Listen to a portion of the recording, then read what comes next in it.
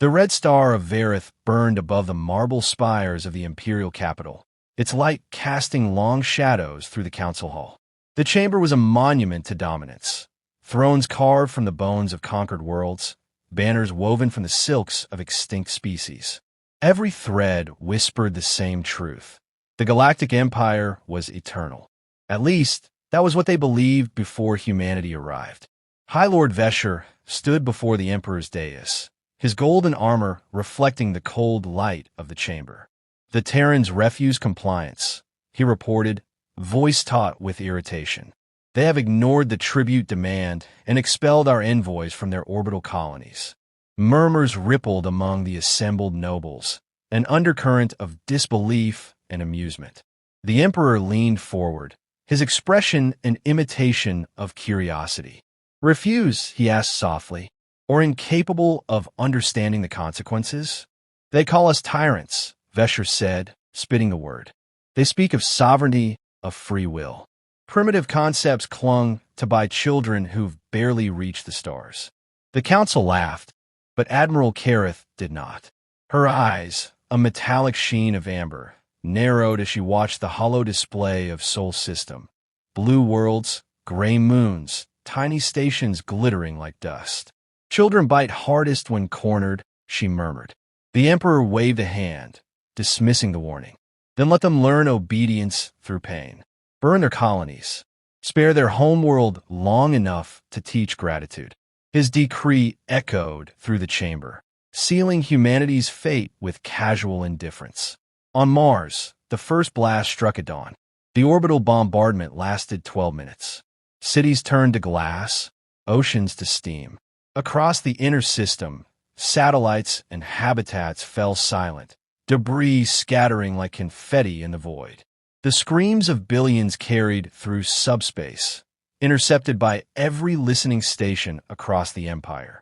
The broadcast became entertainment on the core worlds, proof of imperial supremacy. But on Earth, silence answered. No broadcast, no plea, no retaliation. Entire communication networks went dark, as if humanity had collectively vanished. The Empire mistook it for surrender. It was preparation. Beneath the dark skies of a wounded world, Commander Elias Raines stood in the war room of the Terran Defense Directorate. The air smelled of ozone and machine oil, the hum of reactors vibrating through the steel floor. Around him, officers monitored data streams, wreckage trajectories, casualty reports, quantum signal relays. Raines's face was calm, but his eyes were the eyes of a man who had already seen the end of peace. "They hit Luna, Mars, Titan.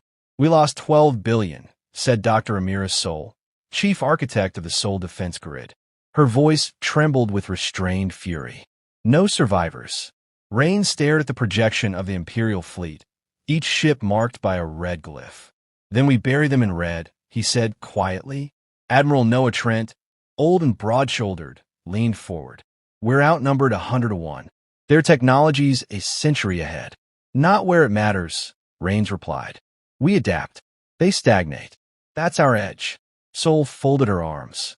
"You mean Project Black Horizon?" The room fell silent. Everyone knew what that meant. Total mobilization. War without limit. Raines nodded. "Activate every manufacturing node. Turn every shipyard toward production. Connect the AIs. Full synchronization. Every human, every machine, one purpose." Across Earth's networks, silent codes awoke. Factories lit like veins of fire. Orbital stations reactivated in synchronous rhythm. Civilian vessels were stripped and rearmed. Transport hubs became fortresses. The message spread not through words, but through instinct, a shared understanding that something sacred had been broken. In the coming weeks, the stars above Earth shimmered as fleet after fleet ascended into the void. They bore no insignia at first, only matte black hulls designed for silence. Later, they painted a single flag on every ship, red, white, and blue stitched into eternity. At the edge of known space, the Empire noticed patrols disappearing. At first, they assumed malfunctions. Then came the wreckage, ships torn apart, crews disintegrated by weapons beyond analysis. The debris carried human heat signatures, human code fragments, and the unmistakable seal of the Directorate. In the Imperial War Chamber, panic replaced arrogance. Reports flooded in faster than could be buried. Colonies isolated, fleets erased in minutes, communication relays hijacked. Admiral Kareth stood before the Emperor again, her armor dulled from sleepless nights. "They are retaliating," she said. "Not as rebels, as predators." "Impossible," Vesher snapped. "They have no fleets of that scale." Kareth activated a hollow feed. A black vessel hung over an alien world, dwarfing its cities. No transmissions, no insignia, just silence before the bombardment. The recording cut to static, followed by a single encoded message that pulsed across Imperial space. "They wanted war. We bring extinction." The Emperor stared at the message, his claws digging into the throne's armrest. "Extinction," he whispered. "Of whom?" No one answered. Outside the chamber, stars began to go dark one by one, each snuffed by human fleets moving within human precision. Back on Earth, Commander Raines stood at the viewport of the orbital command station. The planet turned beneath him, scarred, defiant, alive. Dr. Sol joined him, her reflection pale against the glass. "They'll call us monsters," she said. "They called us weak," he replied.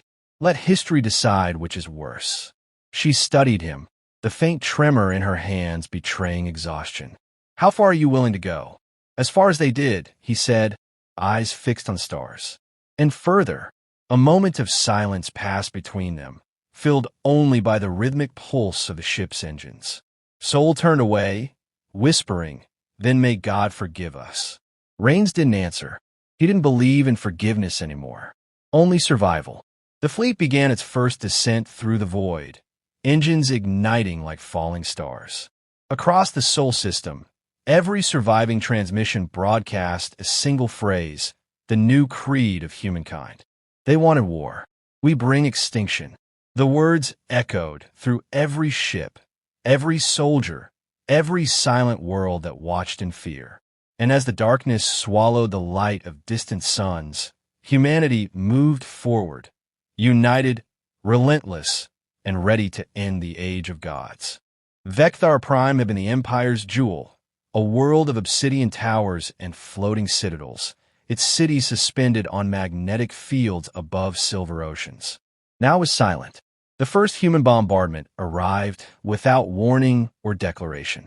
Thousands of tungsten rods fell from orbit, each guided by precision so absolute that they pierced planetary shields like tissue.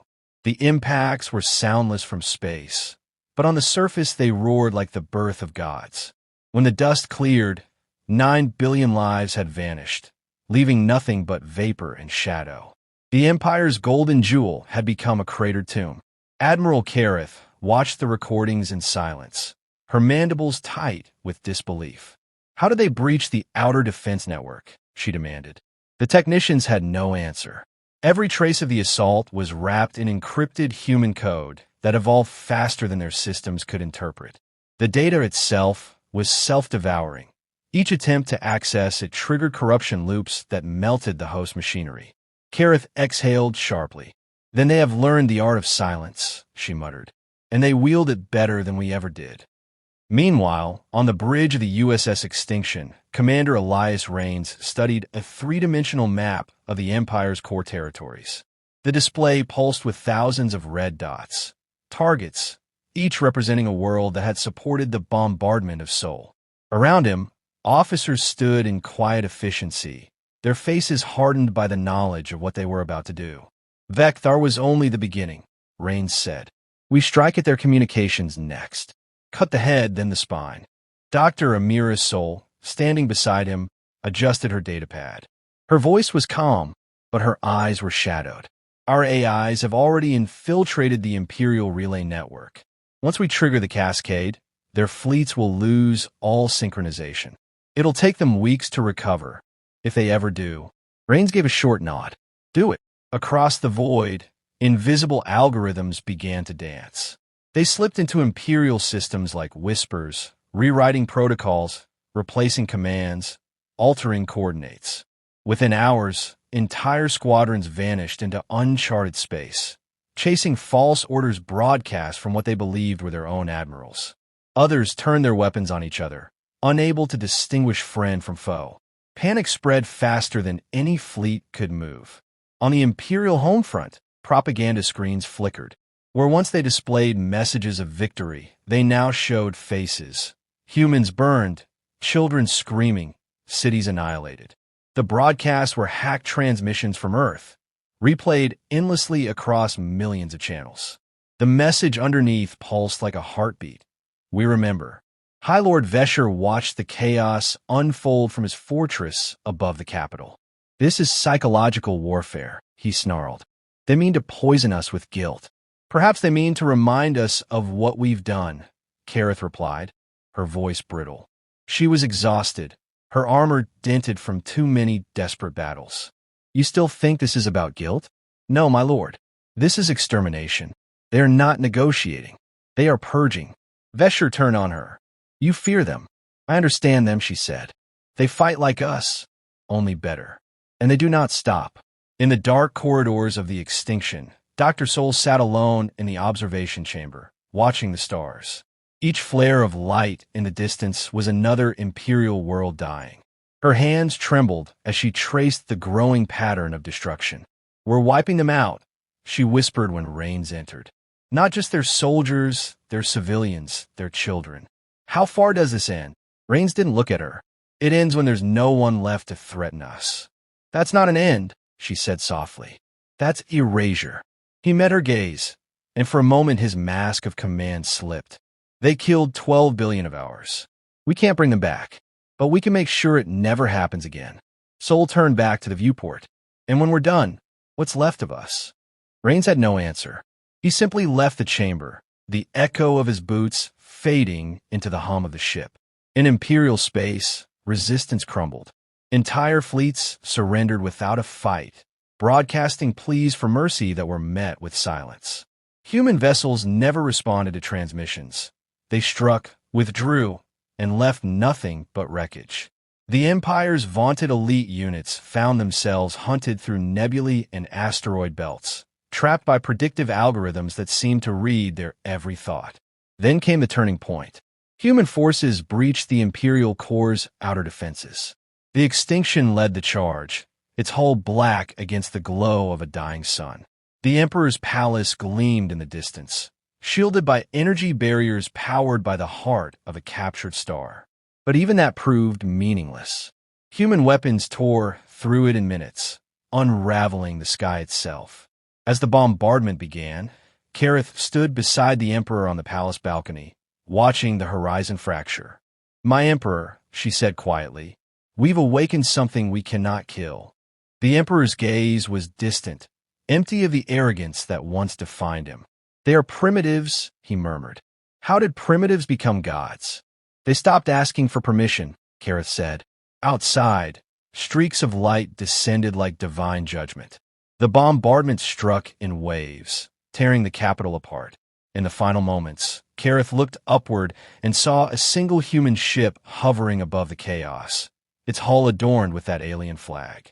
The red stripes gleamed like rivers of blood against the void. A transmission cut through the collapsing channels, clear and human. "For every child you burned, a world dies tonight." The Emperor closed his eyes as the palace disintegrated in white fire. On board the extinction, Raines watched the readings flatten. No more signals, no more life. His officers cheered quietly, but he remained still. Dr. Sol entered the bridge, face pale with the glow of destruction. "It's done," she said. Raines didn't respond. He stared at the void where an empire had once stood, the silence pressing against him like a weight. "They'll call this victory," she said. He turned to her slowly. "No, this is a warning." Outside, the ruins of the Imperial Core burned like a funeral pyre. Across the galaxy, surviving species went dark, shutting down transmitters, hiding in fear of the humans who had descended from the stars. Raines watched the darkness spread and whispered to himself, "They wanted war. We brought extinction." He turned from the viewport, the reflection of the flames still burning in his eyes. Somewhere deep in the silence, the galaxy began to understand. Humanity was no longer fighting for survival. It was enforcing it. The war ended not with a treaty, but with silence. Across the galaxy, the stars themselves seemed dimmer, their light struggling to pass through the ash of what humanity had done. The Galactic Empire existed now only as fragments, scattered survivors drifting through space, clinging to broken ships and fading signals. Planets that once glowed with industry were reduced to ruins, their atmospheres shrouded in dust. In that silence, humanity stood alone, victorious yet hollow. Commander Elias Raines walked through the wreckage of what had once been the Imperial capital. His boots crunched against glass and bone, the air still humming with the residual static of orbital bombardment. Around him, squads of Terran soldiers moved methodically through the ruins, their armor blackened by soot and fire. No resistance remained, no voices, no life. Only the echo of destruction. No celebration, Raines ordered, his voice low. We bury this place, then we leave it to the void. Dr. Amira Sol followed a few steps behind, her eyes scanning the devastation. Her datapad registered faint readings, biological traces too weak to matter. She looked up at the shattered horizon. 9,000 years of civilization, she said softly, and we erased it in 9 months. Raines didn't answer. He stood at the base of what remained of the Imperial Palace. Its once golden towers collapsed into molten slag. The remnants of the throne lay buried beneath twisted metal. He imagined the Emperor sitting there, proud even as the fire consumed him. They erased themselves the moment they thought they could own the stars, he said. Sol turned to him, her face pale beneath the ash. And what did we prove? That we could do worse. Raines met her gaze. That we can survive. The conversation ended there. Words had become too heavy to carry. They left the ruins behind and boarded their ship, bound for Earth. When the USS Extinction descended into orbit above a scarred and rebuilt planet, the skies were clear for the first time in years. Reconstruction towers glittered along the continents, weaving new cities where craters once lay. Humanity had transformed itself during the war. No longer fragmented nations, but a unified directorate, efficient, unyielding, and watched over by the same artificial intelligences that had guided their fleets to victory. Yet beneath the triumph lay unease. In the Directorate's Hall of Command, Raines stood before a gathering of senior officials, their faces lit by the glow of projection screens. Maps of the galaxy stretched across the room, no longer divided by borders, only by territories marked as stabilized or under observation. One of the counselors, an older woman with sharp eyes, leaned forward.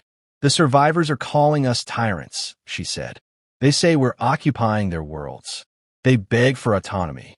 They begged for mercy once before, Raines replied. You saw where that led. Dr. Sol, seated across the table, shifted uncomfortably. We can't rule by fear forever, Elias. Every empire that tried collapsed under its own weight. Raines's expression hardened. We're not an empire. We're a safeguard. She gave a small, weary laugh. That's what they said. The silence that followed was heavier than accusation. Raines finally dismissed the council and lingered alone by the viewport. Below, Earth turned slowly, blue and whole again, a world reborn from ruin. Yet the reflection that looked back at him from the glass wasn't the soldier who had gone to war. It was something colder, something built for endings, not beginnings. Later that night, Sol found him walking through the memorial gardens. Rows of names stretched endlessly beneath the stars, engraved in black stone. Billions of humans who had died before vengeance was complete. She approached quietly. You never come here, she said. I come when I need to remember why, he replied. His voice was quieter now, less certain. Every name here is a reason we can't go back. And every name here, Sol said, is a reason we should. He looked up at her, and for the first time since the war began, his eyes showed something other than steel. You think we lost ourselves. I think we traded one kind of extinction for another, she said. Theirs was fire. Ours is silence. He didn't argue. He only stared at the stars, remembering how bright they'd been before the war. Years passed. Humanity spread farther, not as conquerors but as custodians of the void. They built monuments on dead worlds, markers of warning and remembrance. The Directorate outlawed planetary bombardments, dismantled half its fleets, and rewrote its charter to prevent another war of annihilation. But the galaxy still whispered of them. Among alien refugees, humans became myth, ghosts of vengeance cloaked in fire. They spoke of the Black Flag, of silent fleets that struck without mercy, of a commander whose eyes burned brighter than his weapons. The truth had been buried under centuries of retelling, but the fear endured. Raines lived long enough to see the fear turn to reverence. Statues were built in his image, his name etched into every academy, every memorial. He despised it. In his final years, he retired to a small outpost orbiting a quiet star, where he could no longer hear the word hero. Dr. Sol visited him there once, older but unbroken. They sat together, watching the slow turn of a distant planet. "You won," she said. "No," he replied. "We ended something. Winning implies something's left to lose." She studied him in the dim light. "Do you ever regret it?" He thought for a long moment before answering. "Every day, but I'd still do it again." She nodded. "Then maybe it's time someone else decides what comes next." When she left, Raines remained at the viewport. The stars outside shimmered faintly, each one a reminder of the cost of survival. He closed his eyes and whispered, not as a commander, but as a man who had finally learned the meaning of peace. "They wanted war," he said softly, "and we brought extinction, but we were never meant to stay gods." Centuries later, a lone exploration probe drifted through the remains of the Imperial core. It detected a faint transmission repeating through the static, its signal ancient but intact. "They wanted war. We brought extinction." The probe cataloged the message, marked it as artifact, and continued on its path. Far beyond its sensors, in the cold silence between galaxies, the words echoed into eternity. Warning, promise, and confession all at once.